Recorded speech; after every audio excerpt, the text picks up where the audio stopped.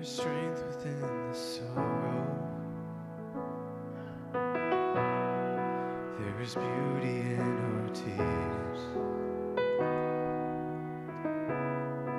and you meet us in our mourning with a love that casts out fear. You are working in our waiting, sanctifying us when beyond our understanding. You're teaching us to trust. Your plans are still to prosper. You've not forgotten us. You're with us in the fire, in the flood. Faithful forever, perfect in love. You are sovereign over us.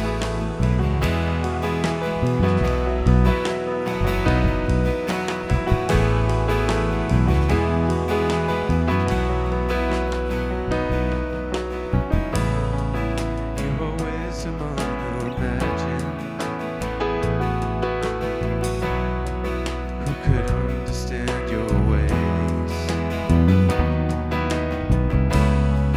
Reigning high above the heavens, reaching down in endless grace. You're the lifter of the lowly,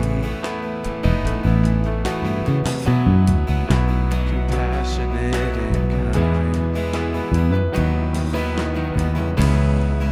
You surround and you uphold me. Your promises are my delight. Your plans are still to prosper. You've not forgotten us. You're with us in the fire and the flood. Faithful forever, perfect in love. You are sovereign over us.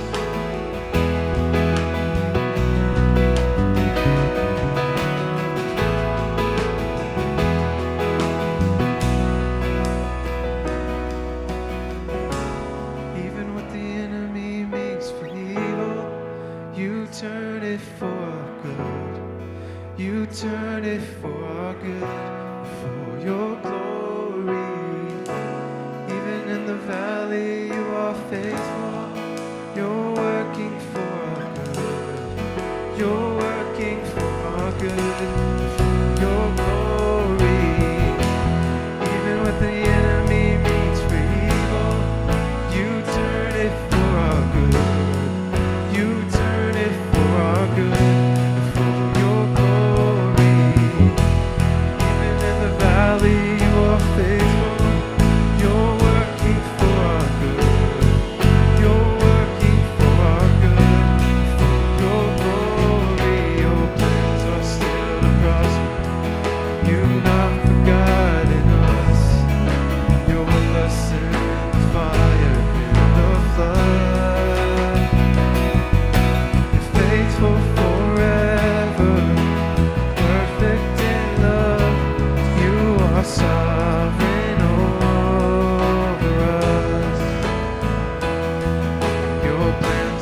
still to prosper.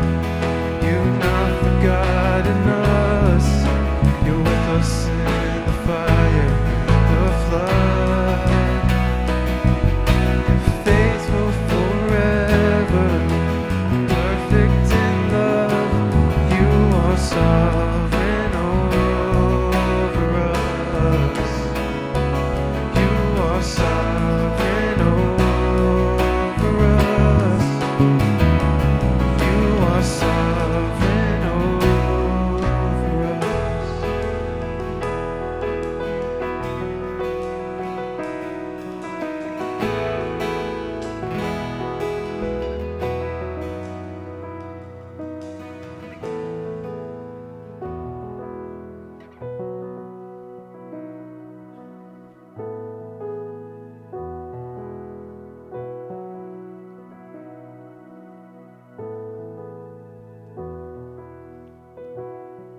Lord, truly you are sovereign.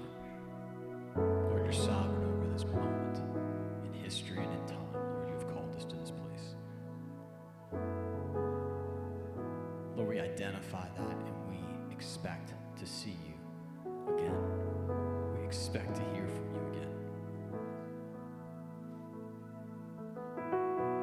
Lord, speak to us in this time.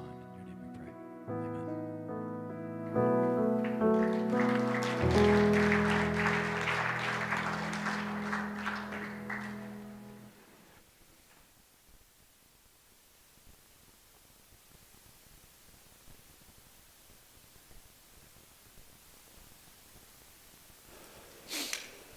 Good morning.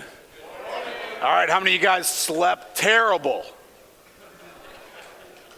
All right, not bad. Hey, remember after what we heard last night? Some of you guys were like, hey, well, I was thinking about jumping out of my window last night after the message. Not exactly the altar call we were looking for, but hey, understandable when you hang out with Solomon and he's having a bad moment, you know? Hey, a couple of things for our schedule today. Immediately after this session will be our Saturday breakout sessions. And so those two sessions, if I remember correctly, there's going to be our regional evangelist, Frank, one of our pastors from New Orleans, is going to be doing a breakout session on wisdom for evangelism.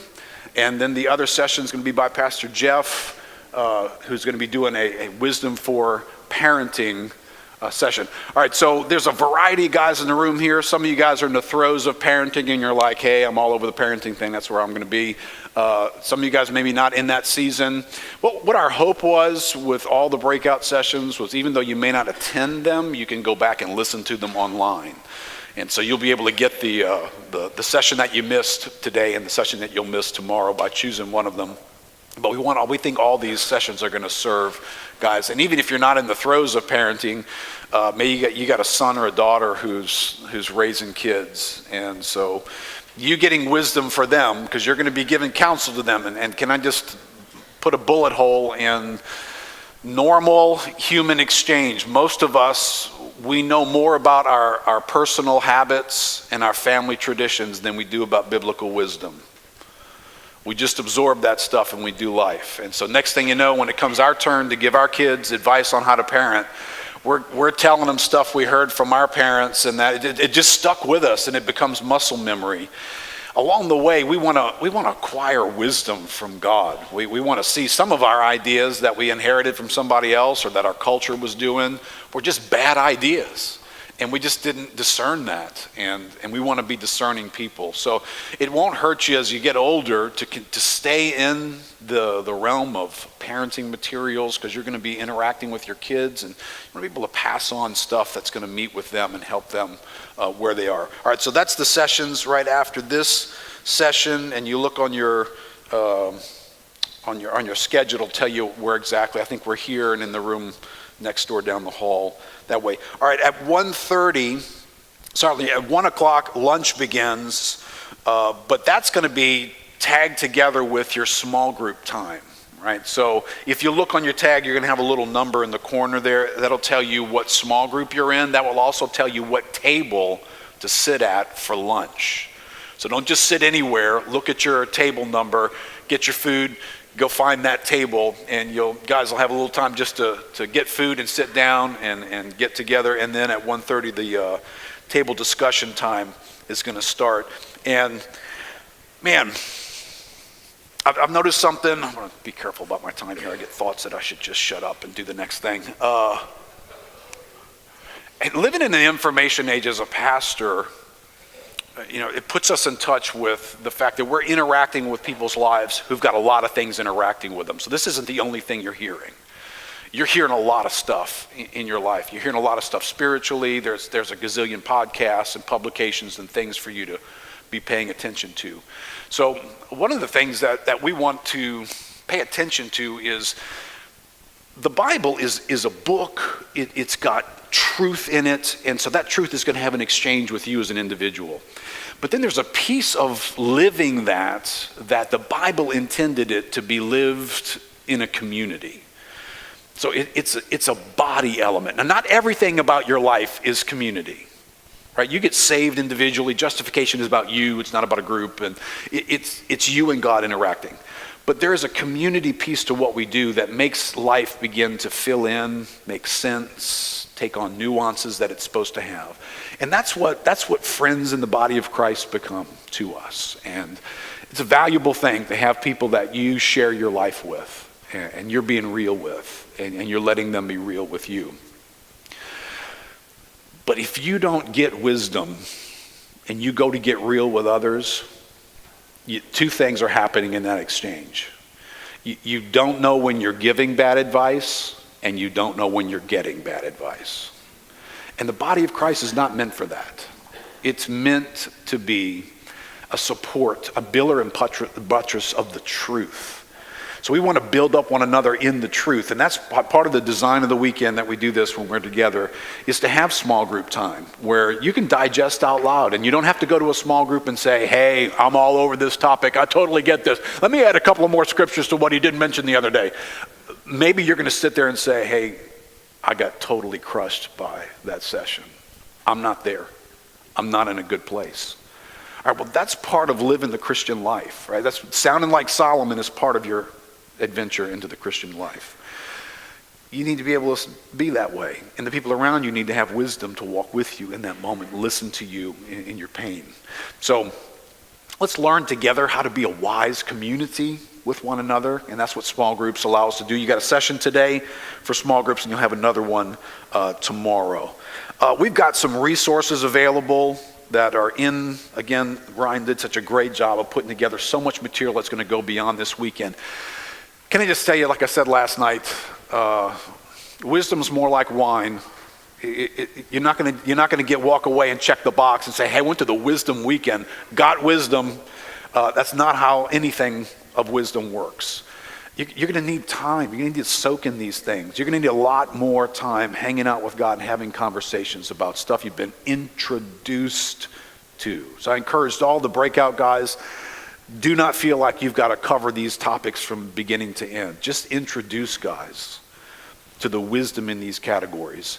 And then you've got to run after it, right? Get wisdom means go home and make room.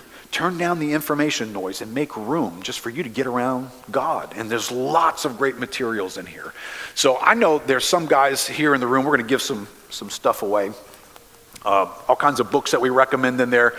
There's guys in this room who you serve some other men back home by leading a men's Bible study or a men's group. All right, I don't know if I've got enough books for everybody here, but here's two books I'm going to give away to you guys. One of them is I've been quoting quite a bit from Zach Eswin's Recovering Eden. It's a commentary, but more of a conversational commentary with some devotional elements and discussion questions on the book of Ecclesiastes. David Gibson has also written a very excellent book that you could go through as well if you wanted to study through the book of Ecclesiastes. And it's subtitled How Ecclesiastes Teaches Us to Live in Light of the End. This title's called Living Life Backward. All right, how many of you guys here, you lead a men's group back home? Too many of you.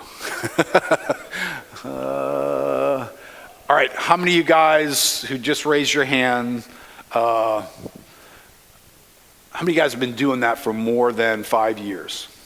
Raise your hand. 2, 3, 4, 5, 6. 6 of you guys? Are you lying, James? He asked you to lie? That's terrible. All right.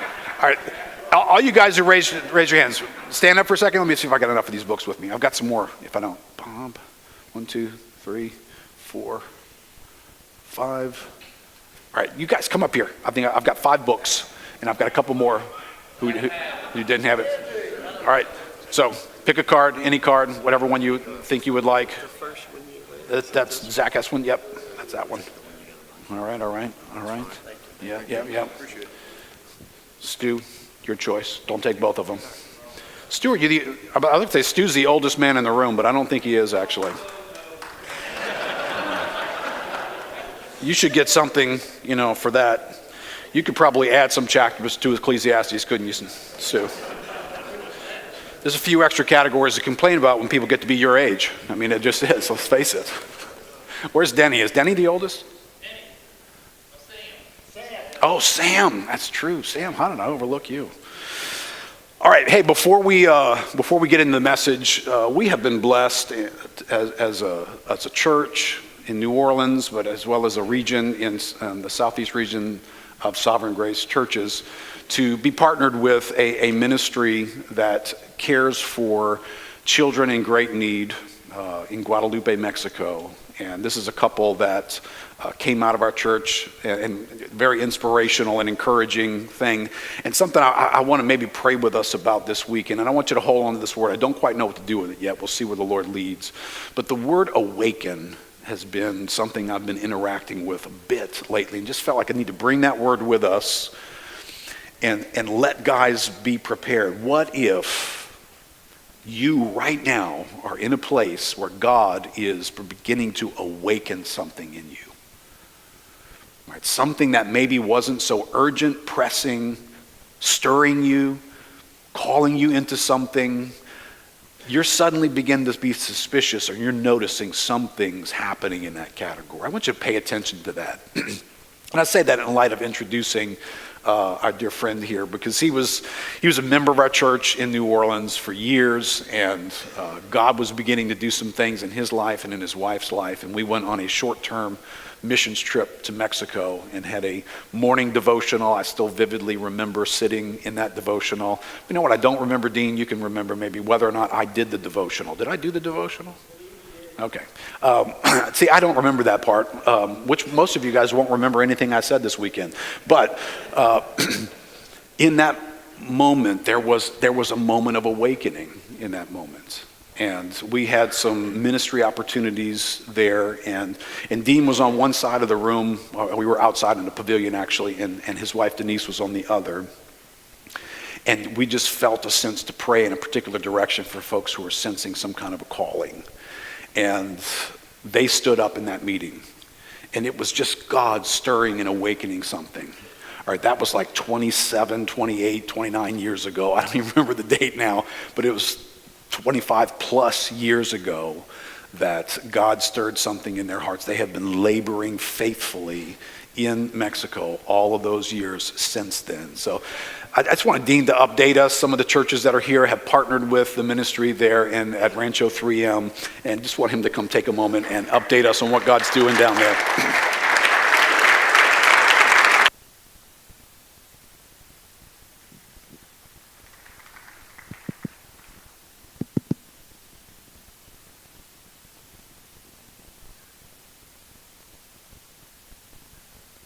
We matched today. Kind of. Yeah. All right. Good morning, you guys. As Keith mentioned, my name is Dean Adamak, and my wife and I had the privilege of serving at a Christian orphanage and school named Rancho 3M, located in northern Mexico, called Guadalupe. It's a war-torn community.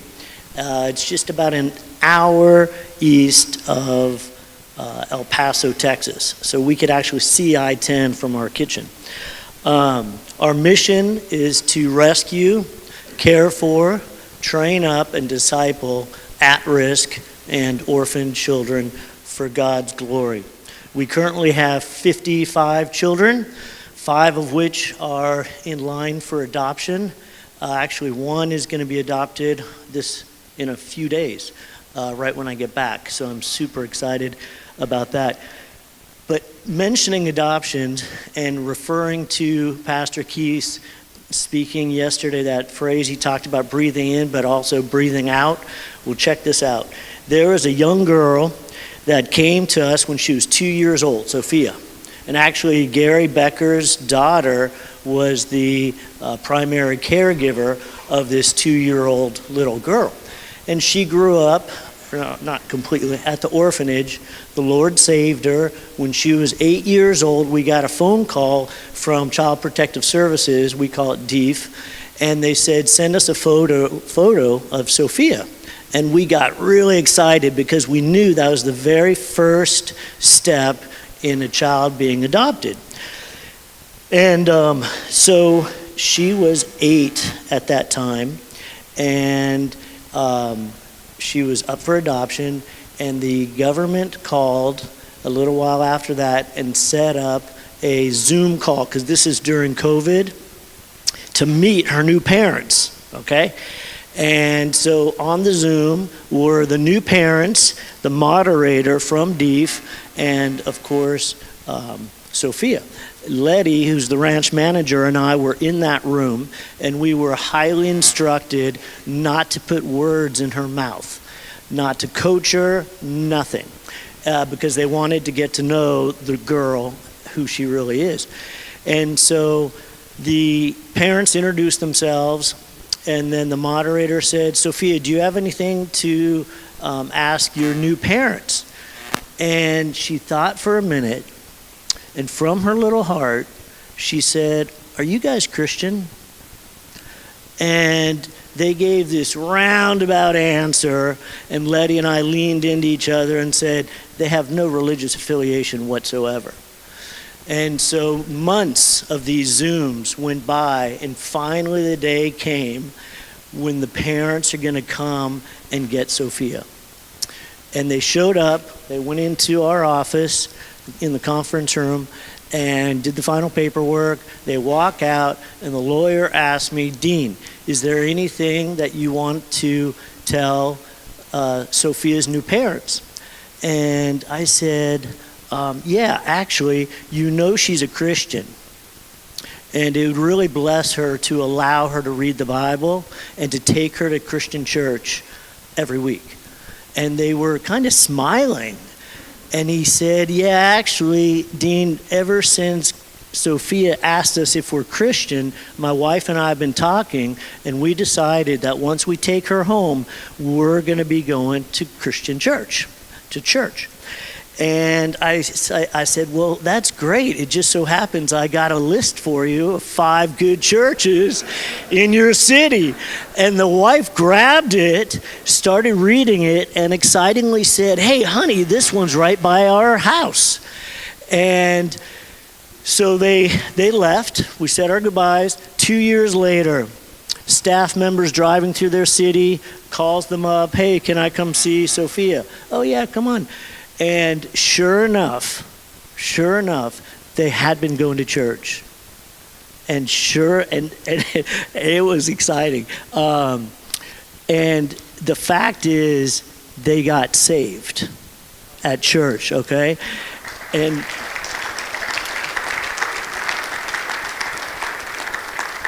to close, what's so exciting to me is how God used an 8-year-old orphan child to be the vehicle by which this family hears the gospel of Jesus Christ and they get saved.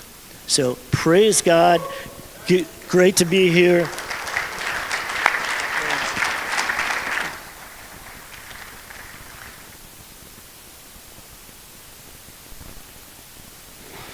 All right. If you guys will open up your notes to session 2.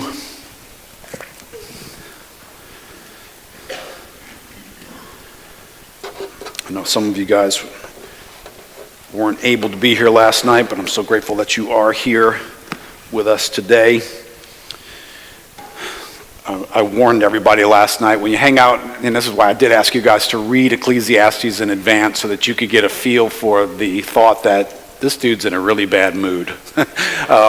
He's kind of not in a bad mood, but he's divinely inspired to write from a particular angle about life on earth. And it's 12 chapters. Ecclesiastes became something I mentioned last night, actually personally. For some reason, the Lord had put in my heart, the elders were kind this year. We've had a busy few years, and they were very kind to suggest I take a sabbatical and just get some time just to get a break in the fall. And so when I did, Lord, I've never had a sabbatical. I've been doing ministry 30-something years. I've never taken a sabbatical. I don't want to waste this time. What could be something I could really use? And I just was strangely led just to hang out in the book of Ecclesiastes. And so I spent the entire time only in that book. I didn't go anywhere else. I didn't unpack other things, didn't write in other categories. And there's something about the angle of what's in that book that, I want to rescue all of us from the temptation to constantly balance things that we're hearing, right? We hear something and it's like we want to pull it toward other ideas. And that's cool. The Bible does it. The Bible pulls on itself. But this book stays in a category. And one of the things I noticed is 12 chapters does get interrupted by what I'm going to introduce this afternoon 6 times. So there's 6 little sections in here that don't sound like the rest of the book. And those are very important. We're going to leave the retreat having looked at those 6 at the end of the day. But it's a wisdom book. It's trying to write into the stuff of life when life is hard to explain. Things didn't go the way you thought they were going to go. There were surprises. There's stuff that even causes you to scratch your head and wonder if you misunderstood some things leading you to this moment. Wonder if you misunderstood God leading up to this moment.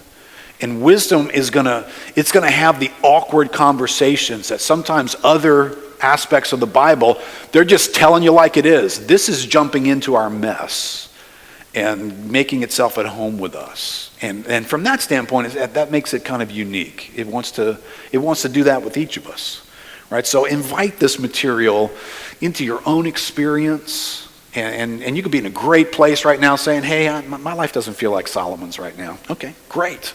But probably at some point it will. And so this will prepare you to go back and have a look when it does. So we looked last night at being time-wise, that wisdom needs to find itself in particular time periods of our lives. And as we travel through time in different aspects of living out the life God's given us, beware, you're going to need a time, or a wisdom update. And this session is about location-wise. Right? And I put the little subtitle, Get Wisdom, because you and your peeps, and I want to pull all your people in your life today, are doing life under the sun. Right? So whether you're Adam and Eve and you just got freshly booted out of Eden and you're on the bus and you get off, or you're like me, you were born in Baptist Hospital in New Orleans, Louisiana. Anybody else born in Baptist Hospital? If you were born in New Orleans, you were born in Baptist Hospital in New Orleans. Or maybe you are like Solomon, you were born into wealth and into power. Your family had influence. Things were kind of set up before you. Life was going to be pretty easy in a bunch of categories. Or maybe you're the opposite of that. Maybe your family barely got by, barely paid bills. You didn't know anything super, super special. You just had to do life on a daily basis. Maybe you're here and the storyline of your life has got children in it, it's got a career in it, it's got education in it, or maybe it's got none of those in it. Maybe you're not maybe you didn't graduate high school, maybe you didn't get married, maybe you don't have children. All right, well, the one thing we all have in common is when we go to do life, and Solomon were to greet us getting off the bus, he would say this, hey guys, welcome to life under the sun. Right? And what does that mean? Because he's going to use that phrase a good bit. Douglas O'Donnell, in his commentary on Ecclesiastes, he says, the phrase under the sun, used 28 times in the book, draws a geographical line between God, who is in heaven, and man, who lives on earth, and also a theological one. This phrase designates not the secular life without reference to God, but the fallen world that both The secular and the non-secular share as sinners under God's curse. His faithful carrying out of his promised punishment to Adam. What is found on earth, the thorn and thistle infested ground, our sun-soaked sweat toil of the ground, our bodies dying and returning to the ground, is not found with God in heaven. We are under the sun. He is above it. So when Pastor Solomon asks his question, what does man gain by all the toil at which he toils under the sun? It is a curse-filled question. One that has already been answered by the sober superlative, vanity of vanities. All is vanity. It is also one that will be further answered pessimistically in verses 4 through 11. So, when you and I, we don't do this when we come out of the birth canal and we have deep thoughts about what our life is going to be like, but at some point, you do. You start pondering, hey, what's this going to be like? What's this next chapter going to be like? So what are you expecting life to have in it? What's formed for any one of us the expectations for what our life is about to become, and what's going to be contained in it? Because as I said last night, I'm concerned that there's something about the culture that we live in. I think part of it's the American culture. We're the most blessed nation in the world. We live in conveniences and comforts like no one else does around the world. And when I look at my life sometimes, I well up in tears just to thinking just the common grace that is pouring out of the pores of my life. God has given us such ease and abundance and blessing. And then sort of the message of America, at least it's the published message, tends to be something it's trying to sell something. We're a consumer culture. So everybody's selling ideas. So when I go to sell you ideas, I'm going to tell you all the good things about it. I'm going to jack up all the success and all what you could be, and I'm going to sell one thing after another. So we live in a salesman type world, and we've got a lot of good things. And so our expectations begin to be life is going to be good and life is going to be easy. And then we go do life. And it's not always good, and it's not always easy. And so as Christians, and this is what I talked about last night, I think this moment has found us in a demotivated status. Some of us we're just not motivated. We're not leaning in to the purposes of God. We're not eager for them. We're not making sacrifices because there's a little bit of piece of us that's kind of going, for what? Been there and done that. Hey, that was kind of nice. Yeah, I used to do that in the church. But, no, I'm just kind of, if you check my attendance, I'm here 2 to 3 times a month, and just sort of involved. Low motivation, right? Well, what did you expect your life to be like? When you answered the call for whatever purpose God had in saving you, would you expect that to be like? How easy were you anticipating your life becoming? Your marriage, your work, ministry, health, managing time, right? So we're a little bit challenged, but there's this great Netflix documentary series done by this guy named Solomon. It's 12 parts, and this guy knows what he's talking about. Remember, I said this last night. 1 Kings describes the unique abilities God has given this man. God gave Solomon wisdom and understanding. This guy gets some stuff beyond measure and breadth of mind, like the sand of the seashore. Solomon's wisdom surpassed the wisdom of all the people of the East, all the wisdom of Egypt, for he was wiser than all other men.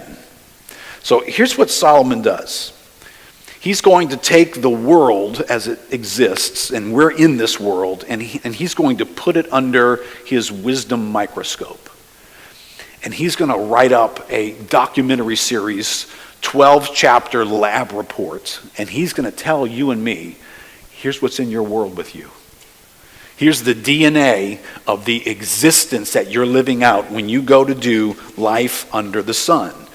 And here's how he opens his report. Ecclesiastes chapter 1, he says, vanity of vanities. This is a guy with all that wisdom and all that understanding, staring through the divine microscope that he has, looking at our world and describing it this way. Vanity of vanities, says the preacher. Vanity of vanities. All is vanity. That's verse 2. And then verse 8. All things are full of weariness. A man cannot utter it. The eye, not satisfied with seeing, nor the ear filled with hearing. What has been is what will be, and what has been done is what will be done, and there's nothing new under the sun.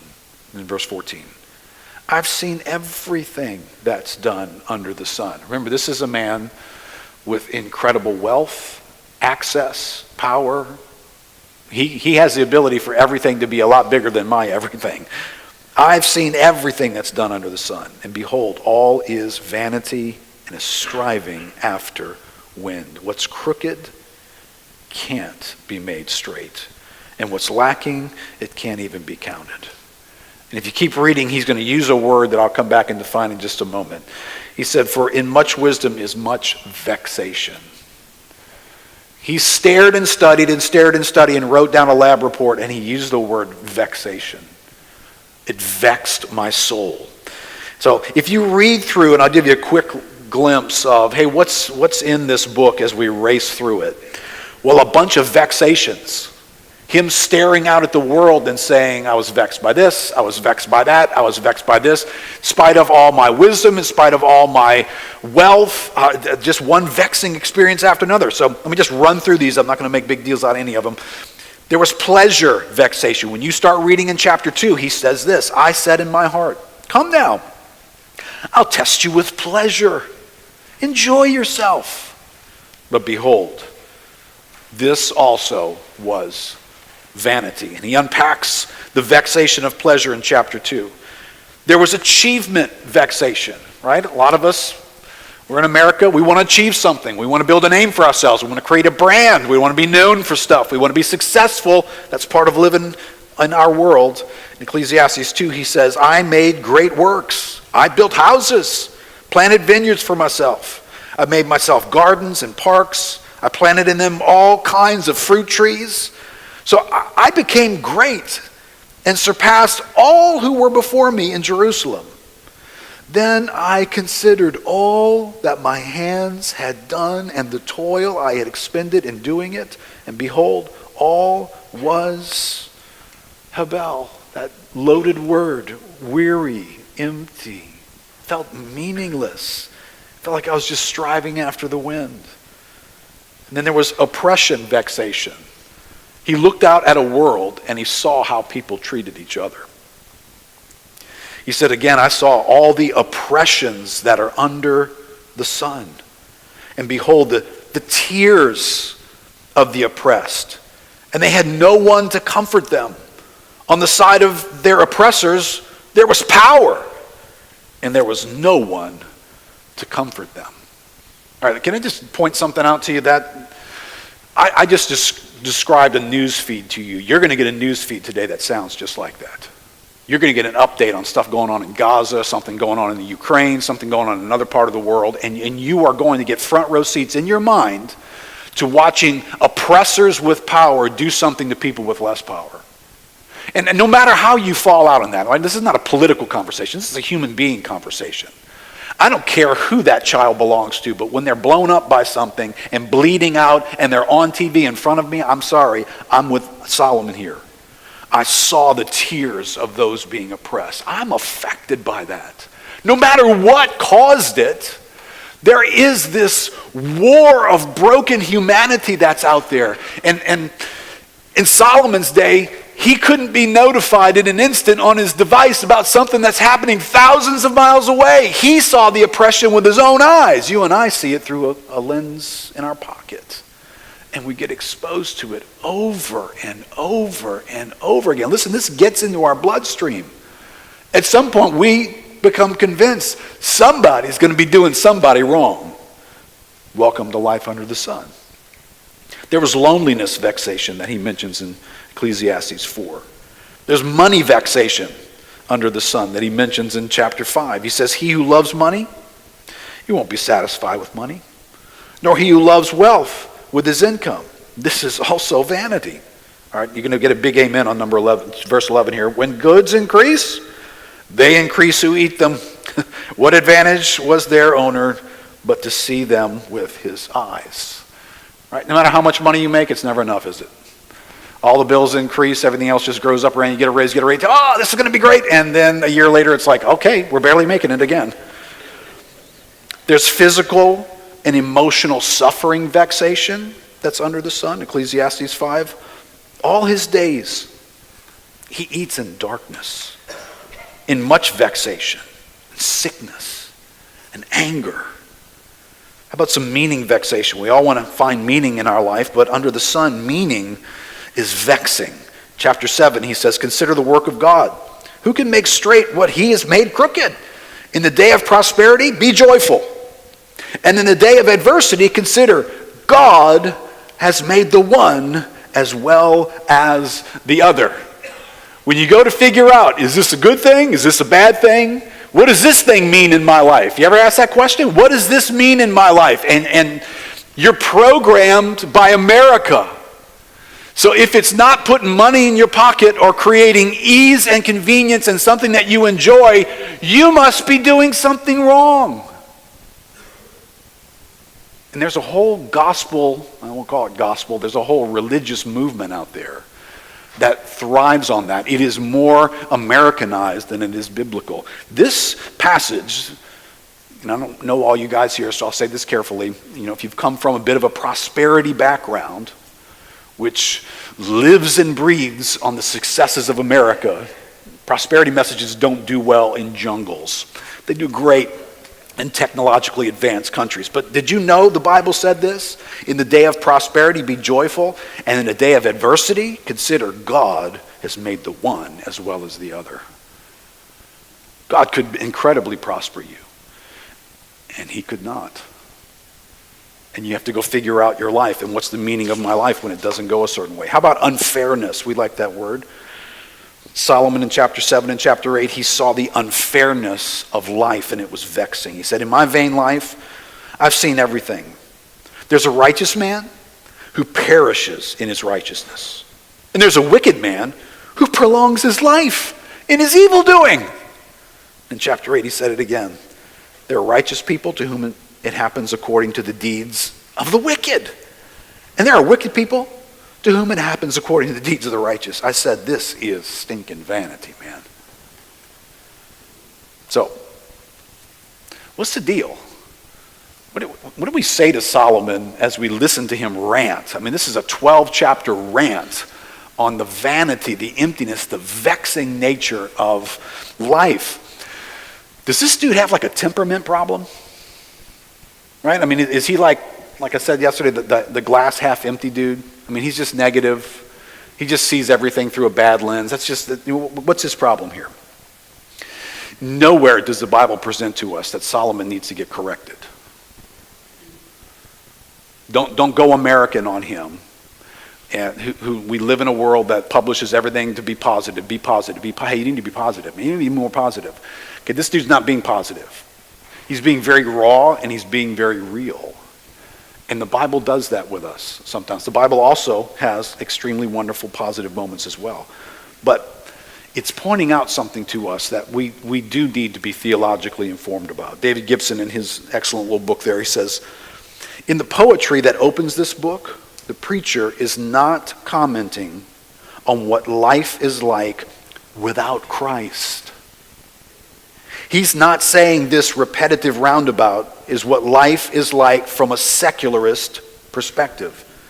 This is not what the world feels like from the viewpoint of existential nihilism or postmodern navel gazing. It's just what the world is like. It's reality. It's the same for everyone, Christian or non-Christian, adherent or atheist, We each live under the sun. All right, this may not be the most profound thing for you to do with this reality before we get into a little bit of God explaining why this is.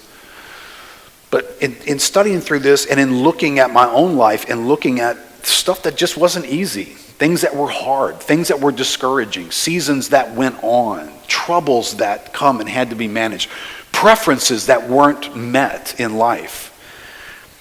I took some notes in studying through this, and I created a page, and the title of the page was, "It Is What It Is."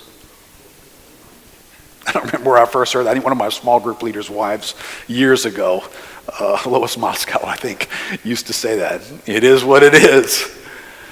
And there's something to making sure that is in your vocabulary.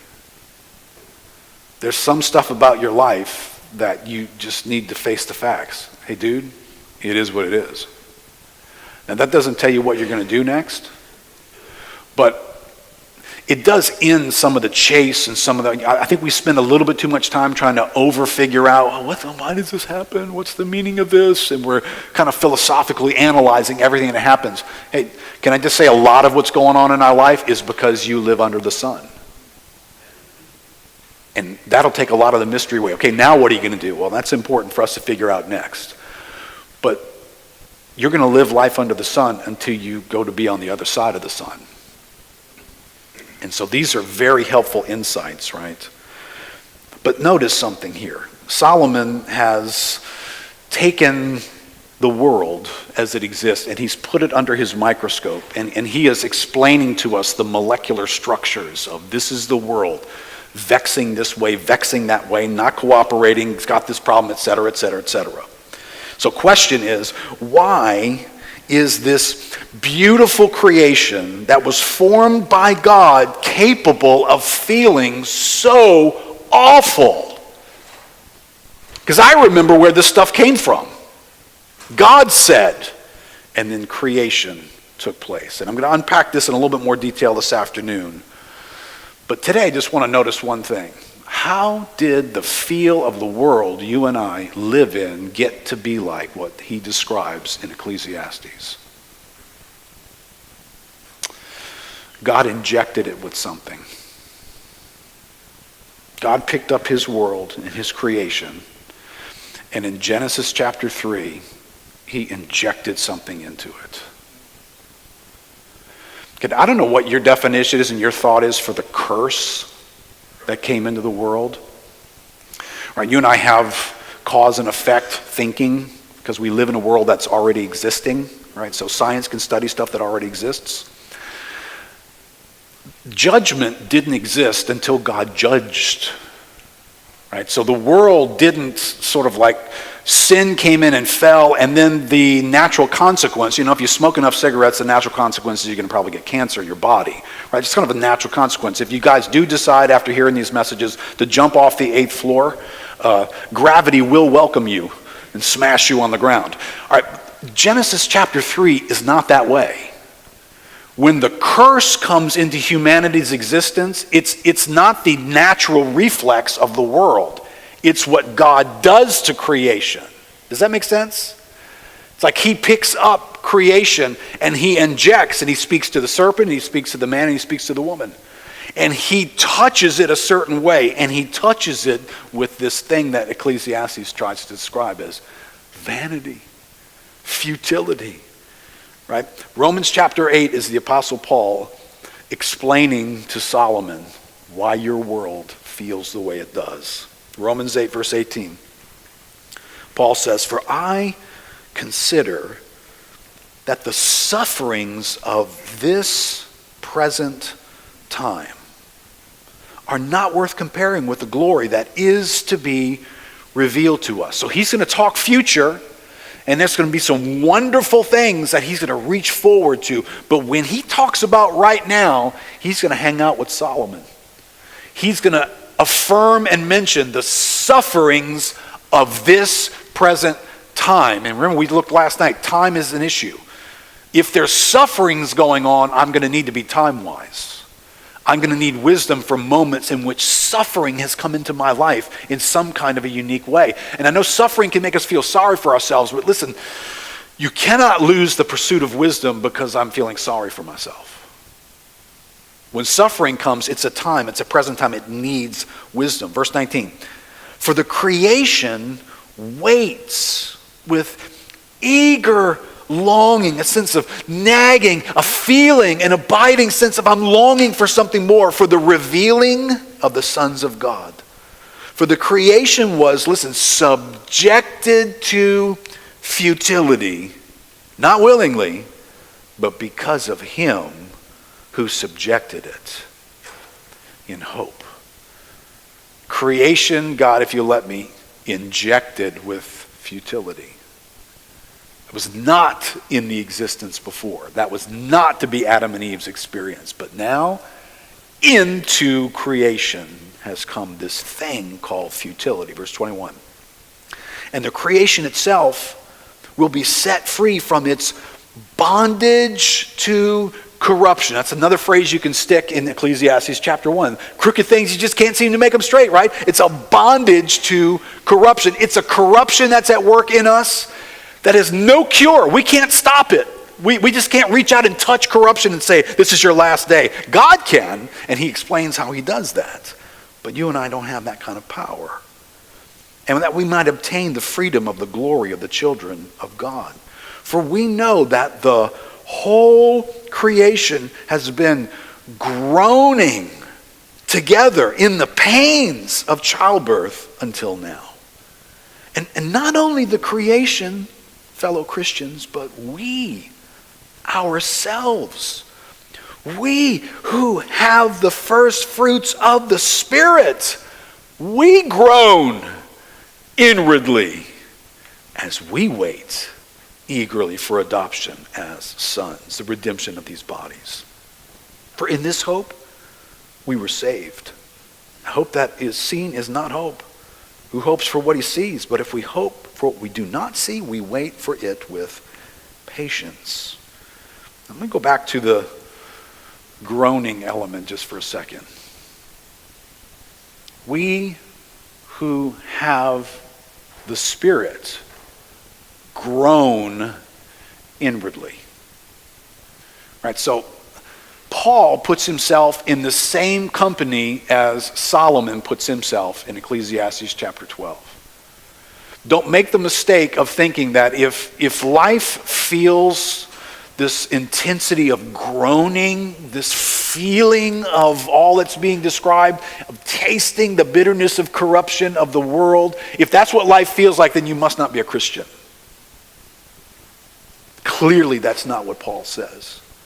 Clearly, Paul says you can have the Spirit of God in you. You can know God, and yet God injected everything with futility.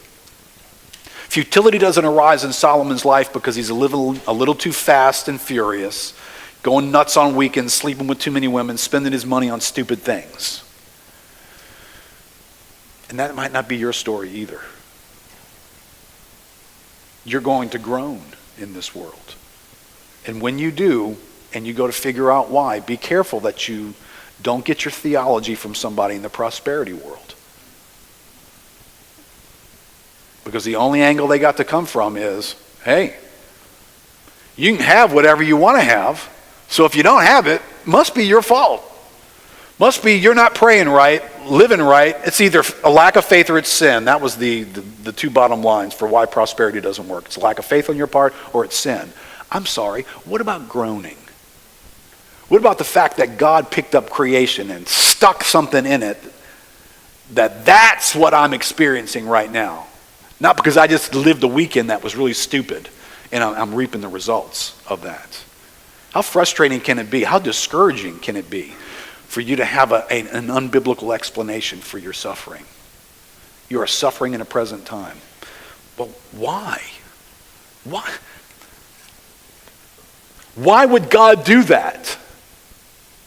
Because clearly in this passage, he's the one who does it. Verse 20. For the creation was subjected to futility, not willingly, but because of him. Him who did this, him who subjected it. It's God's doing. Verse 24, why? In hope. For in this hope we were saved. Hope that's not seen is not hope. Who hopes for what he sees? But if we hope for what we do not see, we wait for it with patience. We have hope right now, but we don't have what we're waiting for. That's over there. But right now we have the hope of what we're waiting for. How is it that God would posture us in this world with all of its corruption to protect us from its corruption? There's a strategy here that God is revealing. I think I wrote in your outline here, life under the sun is fallen. It's corrupted. It's temporary. It's not our home. But we have a tendency to fall in love with lesser things and to miss what is ultimate. You know what happens when you inject futility into life? It leaves a funny aftertaste. You bite into it, you do life, and this just doesn't taste right. There's something about this. No, I don't want any more. God did something in his wisdom that is sheer genius, given what we're made of and given what this world is like. He did something to the creation that you and I experience and taste to put ourselves out of taste with the world, to disaffection us, to actually protect us from the world. Because if he had not done that, we would have walked away from him and fell in love with everything about creation. If Ecclesiastes didn't describe our world the way it does, and Romans 8 didn't, you and I would fall in love with something temporary and we would have no time for God. Not at all. There was a movie that came out a few years ago. I'm not into zombie movies, but this was actually a well-done movie called World War Z. It starred Brad Pitt. Right? And it's got a strange plot line. If you haven't seen it, it's actually a good zombie movie. If you're into zombies. Yeah, most zombie movies. So he discovers something about these zombies, and he does something that just is bizarre in the movie. He notices that in the crowds, the zombies want to bite everybody and transfer their viral infection to every living human being. So the zombie world is creation. It's got its own problem, and it wants to transfer itself to all humanity, right? So this is the zombie world that they're living in. He discovers that there are certain people that the zombies will leave them alone. And he eventually discovers the reason why is because they have a lethal disease. If you have a lethal disease, the zombies somehow know that, and they will leave you alone. So he comes up with the idea that this is the way to protect humanity. Inject everybody with a lethal disease, and you'll protect them from the zombies. And in essence, that's what God has done. He has injected futility into everything. You, me, your wife, your children, the world around you, creation, the stuff you eat, everything's got futility injected in it in order to protect you and me from never turning to him. If God had not done this, you and I would not give God the time of day. The corruption that is in us would never have been a homing mechanism for us to find him. So in his mercy, he has made us long for something beyond here. And so sometimes when you don't fully have God in view, all you do have in view is, I don't like this place. I don't like this place. And you're halfway there when you're saying that. Because the other half of this is, and I'm not made for this place. I am made for that place with him where his presence dwells fully. It used to dwell fully here. It doesn't anymore. And in the absence of God's presence fully on earth, futility is what he put here. For us to long for where he does dwell fully, and for that to be our hope. But this is the world we live in, the world in which you and I need to get wisdom to live in this location. This is the design of it. So we're going to bump into this reality in life under the sun. So futility is real. and it's really frustrating.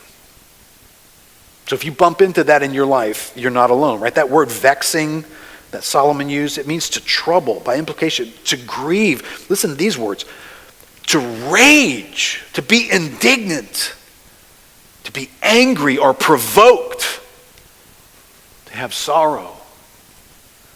I think that word in our day could be translated just irritable. This is the irritable factor. Solomon lived life and he just said, man, life is stinking irritable, man. And I think that's a good understanding. All things, he said in Ecclesiastes, they're full of weariness.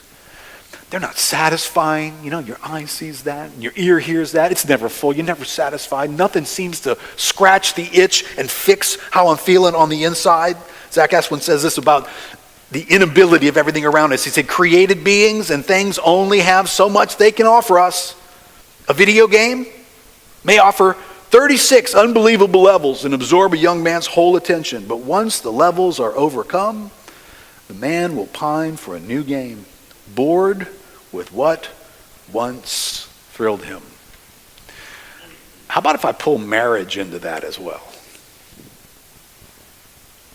Men can be one thing when the chase is on, when they're dating, when they're trying to impress this girl, trying to get her favor, trying to get the dad's favor, just walking on water, incredibly amazing people. But you know, once you've played the game for a little while, oh well, I think I'll just put on weight and use the remote control.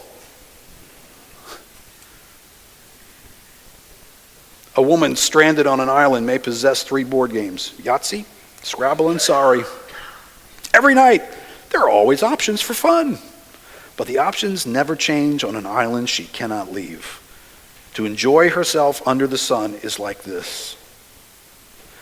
Gain eludes us in our pleasures.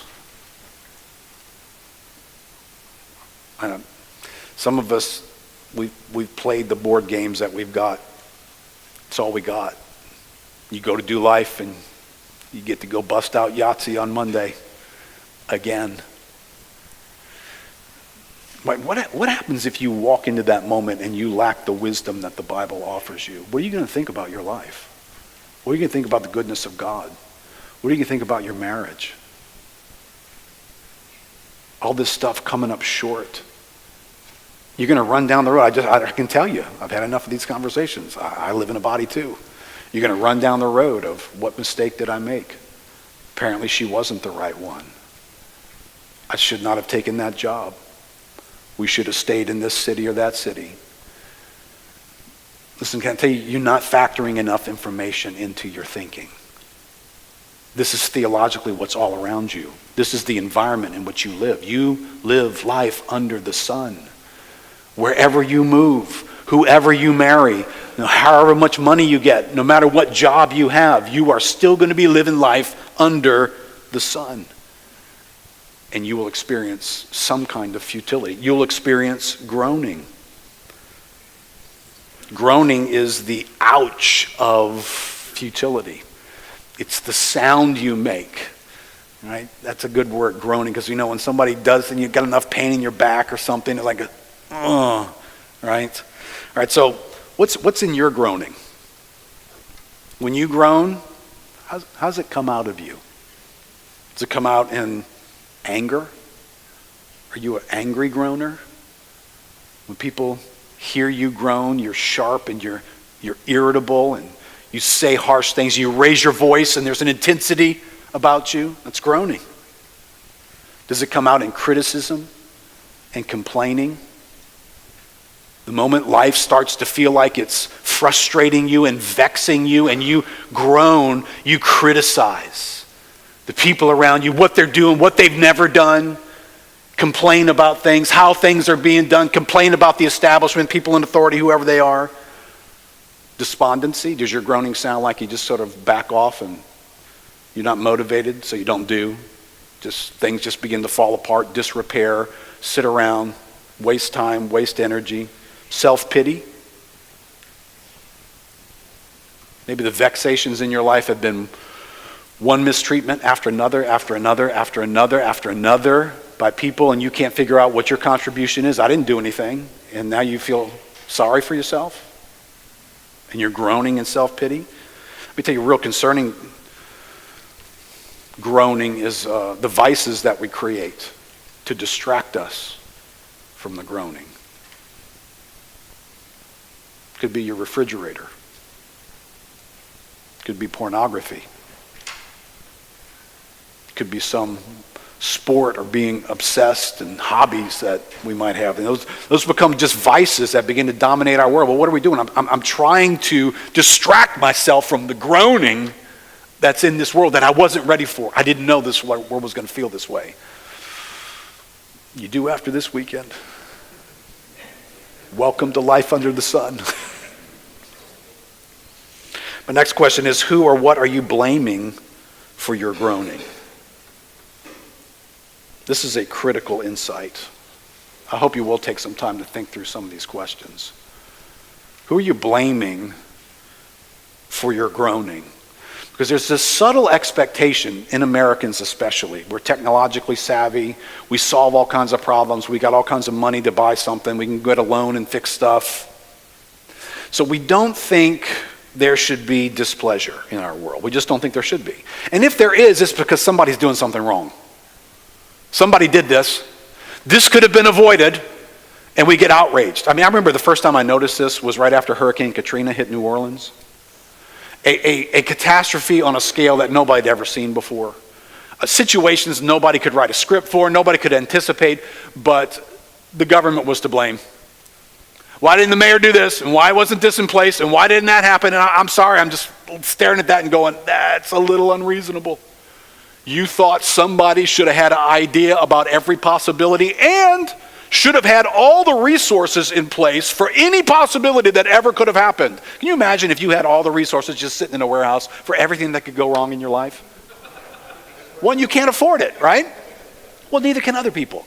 But this is the expectation. It's like our recent event in New Orleans, the Bourbon Street terrorist activity. And have you watched how this has been followed up? Somebody did something wrong. Okay. If the Ballards had worked on Canal Street and Bourbon Street, guess what? You could have driven on the curb and gone around them, number one. Number two, do you know how many cross streets there are on Bourbon Street? The dude could have just driven in another way. And if he wanted to kill people on Bourbon Street, he could have just walked in there with a gun and shot everybody. And somebody's still to blame? Yeah, I guess so. Fires in Los Angeles. I love watching the political figures get cross-examined. Why didn't you? And why didn't you? And why didn't you? Well, stuff caught on fire. What do you want me to say? When things get on fire, they burn. I don't know. Stuff burned up. Okay. There's a little bit of us that doesn't get the theology of groaning and fallenness and corruption. Life under the sun. Everything's not going to go our way. You are not going to be able to fix everything. And when things go wrong in our lives, it's not always somebody else's fault. It's just life under the sun. But that's how we've been taught. So who are you blaming for your groaning? You don't like the way life feels. I wrote in your outline there, recognize you could be unwisely expecting the peeps in your life to turn off or to turn down the groaning in your life, which is actually coming from Romans chapter 8. And they don't have an ability to touch that dial. Is it your wife? Is she the chief operating officer for your groaning? Right? Your sense of displeasure, the way life feels, the nagging, the never being able to live up to expectations, just the distance, the angry conversations that we have. You know, that she's the groaning in my life. Or your boss, he's unreasonable, he's demanding the hours, the way he speaks to people and talks to people. Your kids, maybe the way they respond or don't respond, the difficulties, expenses that they've created for your church, you know, the way it's led, who made that decision, good night, what is wrong with these people? If everybody who was in our lives had their A game and lived at 100%, groaning would still be with us. Your positivity won't adjust the groaning dial. It's the futility of this world. It is a world that God has touched it with futility. Now let me ask you this question. What about the groaning in others around you? So far, I've pretty much just honed in on us. We're experiencing life on the Son. What about the people who are in your life? You do recognize your wife's groaning, your children's groaning, your parents' groaning, your boss is groaning, church member groaning. The people around you, they're doing life under the sun too. They're experiencing this stuff as well. So what's it like for them when Ecclesiastes comes pulling up for their life? All things are full of weariness. Hey, I appreciate reading that a little bit for me. I appreciate it if everybody around me would get that, please. With my children who are here, my wife who's not, but could you please take note? My life is full of weariness. How about give me a break, right? Well, how about their life is full of weariness? Keith? How about your wife and your children? Their life is full of weariness. A man can't utter it. The eye, not satisfied. The ear, not filled. Crooked things can't be made straight. That thing is broken. It's still been broken all these years, and it's still like that. You're still like that, by the way. And then the Bible turns around and speaks to us. Husbands, live with your wives in an understanding way. And that's why I'm so glad for the breakout session tomorrow morning on helping husbands to be wise in this setting. Well, understand what? Well, there's a lot. There's one thing in that passage, but how about understanding this, that your wife is doing life under the sun. That's the world she lives in. It's a world that has its own opportunities for weariness to show up in her life, right? Physical weariness, emotional weariness, mental weariness, health changes weariness, walking by faith weariness, right? Everybody, we're all called to walk by faith, right? So as families, we walk by faith. At some point, can you understand you're walking with somebody who could just get tired of walking by faith this way, and they're weary? And how are you going to respond to that? They're going to frustrate you, hack you off, make you mad? Hope weariness. Your wife could lose hope. She could have personality-driven fears or groaning, just something about her personality. Maybe your wife is a glass half empty person. That's kind of how she's a little bit farther down the road in that category, and that's how she sees life. Maybe she's got some past trauma or dents that earlier in life did something to her, and when she goes to do life in this fallen world with the weariness and the unfulfillment and the emptiness and the vexation, and awakens those issues in her, and you get the worst version of her, and she says things to you you don't like, and she says it in a way that's critical and unappreciative. All right, in that moment, is that all you're in touch with? That was disrespectful. We need to talk about that. You know, when you speak to me that way, is that all you're seeing? The vocabulary words? The way she said that to you? That it broke a rule? See, this is the difference between men who know doctrine and principles and men who have wisdom. Do I get the fact what is going on in my wife right now that's causing her weariness to show up this way? She's having an Ecclesiastes 1 moment. That's what she's having. And I get that because I have Ecclesiastes 1 moment, along with brilliant guys like Solomon and apostles like Paul. So I get a little bit about that. What happens when it shows up for her? What about dissatisfaction? Nobody even laugh when I say this, okay? But it's kind of hard to keep your wife satisfied sometimes. In all kinds of categories, right? So there could be your house, dissatisfaction with the house, the furniture, the landscaping, her wardrobe, her hairstyle, you, your children, your marriage. All right, so what happens when you taste the dissatisfaction in your wife's life? She's dissatisfied. Listen, it eats me for lunch. I don't know how it does for you, but it eats me for lunch because I feel like I'm the head of my household and I'm a source of provision in my life. So anything my wife criticizes is, to me, you're touching the stuff I've provided. and it ain't good enough, and it's fallen short. And I thought we just changed that, and nothing seems to fix this. And all right, now you can just stare at your wife and say, you've got some unique human being that nobody else has ever sounded this way. Or you can read Ecclesiastes.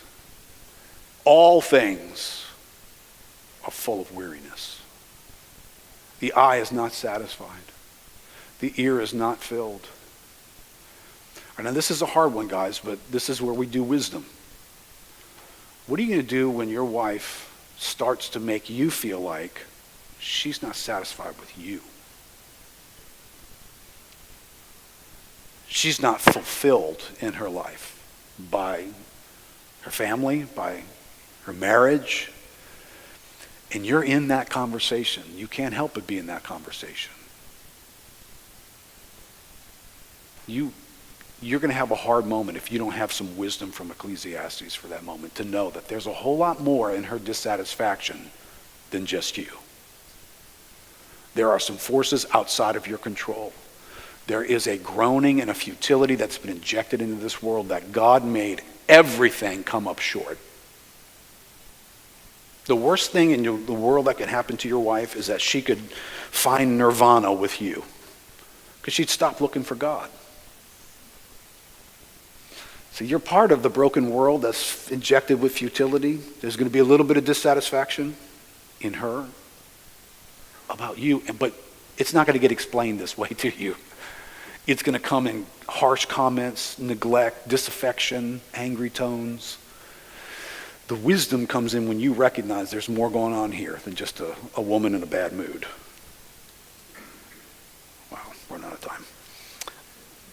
Let me speak to the dads for a second. Fathers, do not provoke your children to anger. Get wisdom, dads. Don't provoke your children to anger by failing to recognize or being ignorant that your children live under the sun. And your expectations of them are what? They're always going to do this, and they're always going to sound this way, and they're always going to be responsible, and they're always going to respond this way, et cetera, et cetera, et cetera. And there's a little kid version of this when we're raising kids in our home. And they get to teen years, and it's a whole different little version of that. And then our kids become adults, and they start doing life as adults, and you got a different version of this. Fathers, don't provoke your children by your own lack of understanding of what's going on in them. So this is an easy factor. This is the default setting for us is we pick up rules and principles and we live by them. And we may lack wisdom in how we apply them. So I've watched families who have had horrible crisis in them, just broken down relationships one after the other. And the dad, the husband, who's at the epicenter of all this stuff, can come in, and the first thing he wants to do is play the authority card. She doesn't submit to me. Oh, this is about submission. Is that the only thing you know to talk about as a father, as a husband? You know you're the head of the household, and that's the first thing you want to bring up, is I'm the head of the household. Hey, can I ask you a question, Pastor? Shouldn't she? Because I said, and then she does, and what's being lived here is zero understanding, except I understand a principle from the Bible, that I'm the head, and she's supposed to submit. But there's zero wisdom in this moment, because there's other things at play that are going on in her life, or in your child's life. I get our children are supposed to respect us. There's discipline. But there's moments where wisdom says there's a time to speak and there's a time to be silent. And you might be walking with your kids through something that for the sake of next year's relationship with them, you might gain huge ground by how well they perceived you understood what they were going through. But for that moment, for that particular moment, not for the rest of your life, for that moment, you had to dial back the discipline to pull that off. You couldn't just default to, well, if you do this, I do that. And if you do this, then this is the punishment. And everything becomes like a code. And we live by these principles. God wants to give us wisdom to live in these spaces. So how are you doing Just close with this thought.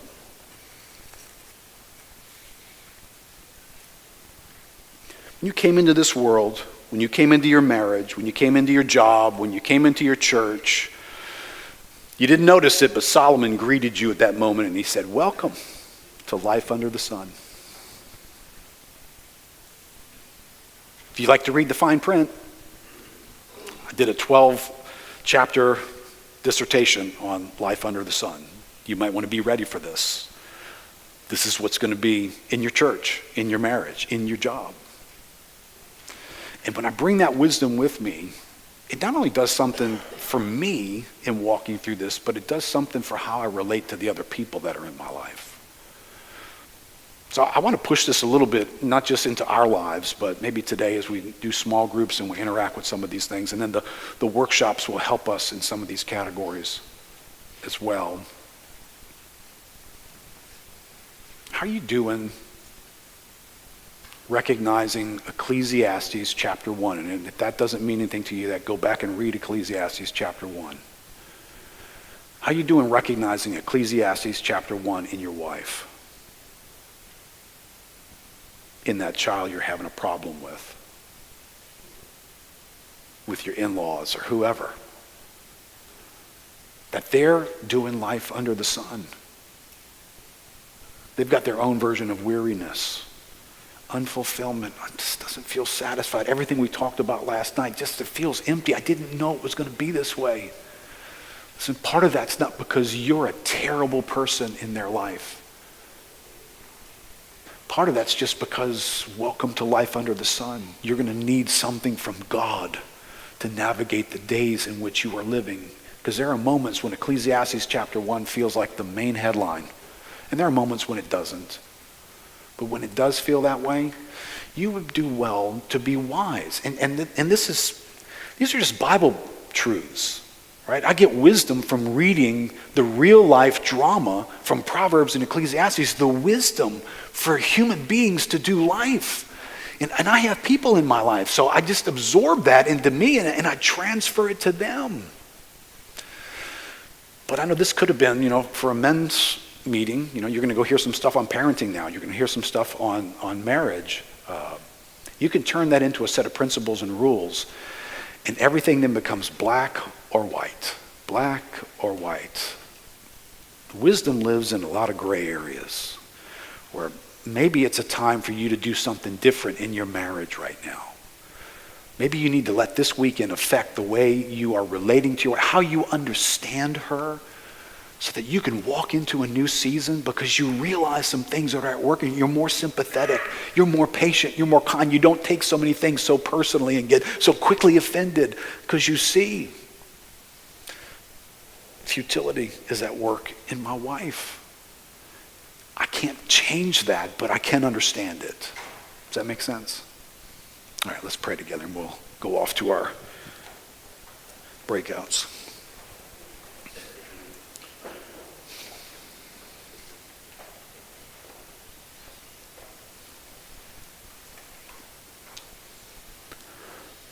Lord, I realize for some of us,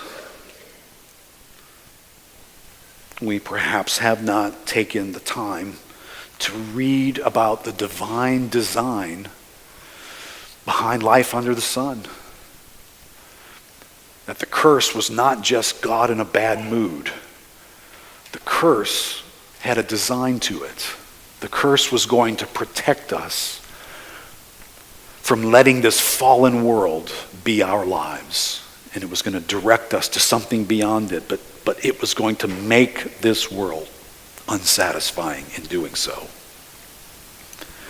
Lord, maybe we're hearing that today and we've heard it before. Maybe we've heard it for the first time today. But Lord, the goal of you revealing this to us is to give us wisdom, to help us in our understanding of doing life, Lord. And we need that for ourselves, but Lord, we need that for the others that you've placed in our lives. So Lord, would you help us today as we discuss some of these things, as we take a moment to reflect and digest a little bit of it. Lord, help us. For us, Lord, help me for my wife. Lord, help me for my children. Lord, help me for the people that I work with, for the church that I'm a part of. Lord, help me to see life under the sun all around me, to recognize how groaning feels for the people that I love. Lord, it'll change the way I walk with them. I know it will, because that's what wisdom does for us. It changes the way we do things. In Jesus' name, amen. All right, guys, you got a few minutes to run to the bathroom, and then at 11:30, is that right, Pete? 11:30, back in here for the parents, and then down the hall for the wisdom in evangelism.